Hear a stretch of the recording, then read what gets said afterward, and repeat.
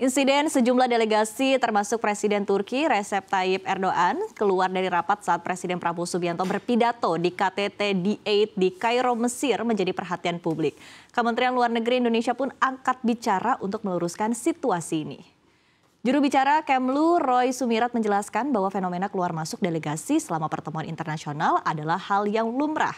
Menurutnya delegasi memiliki hak untuk menentukan kapan hadir di ruangan atau meninggalkan forum untuk pertemuan paralel seperti pertemuan bilateral. Roy juga menegaskan Presiden Prabowo tetap berkesempatan bertemu seluruh ketua delegasi termasuk Presiden Erdogan dalam suasana bersahabat pada acara-acara KTT lainnya. Seperti luncheon usai pertemuan resmi, Kemlu memastikan hubungan bilateral Indonesia dengan negara-negara anggota D8 tetap berjalan baik meski terjadi insiden ini.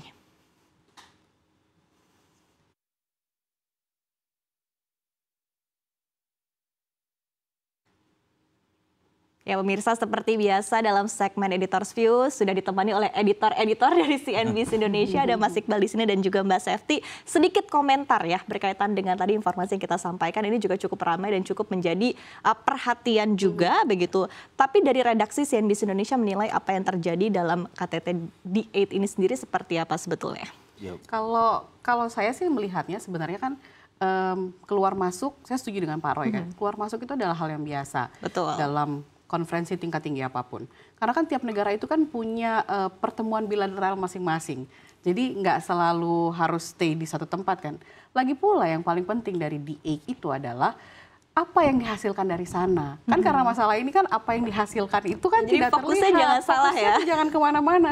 Seharusnya kita harus tahu dari sini hasilnya apa gitu. Kan ada keinginan dari Pak Prabowo untuk meningkatkan perdagangan negara-negara halal, lalu Pak Prabowo juga ingin Palestina itu merdeka, negara-negara Muslim bersatu. Seharusnya kan itu jadi fokus utama kan? Ya? Benar, jadi intinya jangan salah fokus ya Mbak Sefty ya. Tapi kalau dari Mas Iqbal sendiri gimana nih? Karena emang sering banget nih kita ketika ada suatu kejadian begitu menjadi fokus tuh kadang-kadang juga agak sesuatu yang adegan atau sesuatu begitu kan kurang bukan balik lagi tadi seperti Mbak Sefty ya yang disampaikan bahwa memang sebenarnya tujuannya tuh apa, konsepnya seperti apa begitu, target apa yang ingin dicapai juga bagaimana begitu dan itu kan harusnya menjadi fokus utama kita begitu. Tapi memang, komen sedikit ya berkaitan tadi seperti apa? Memang wajar ya ketika di era media sosial kan pasti peristiwa-peristiwa itu yang tidak utuh itu menjadi sesuatu yang viral.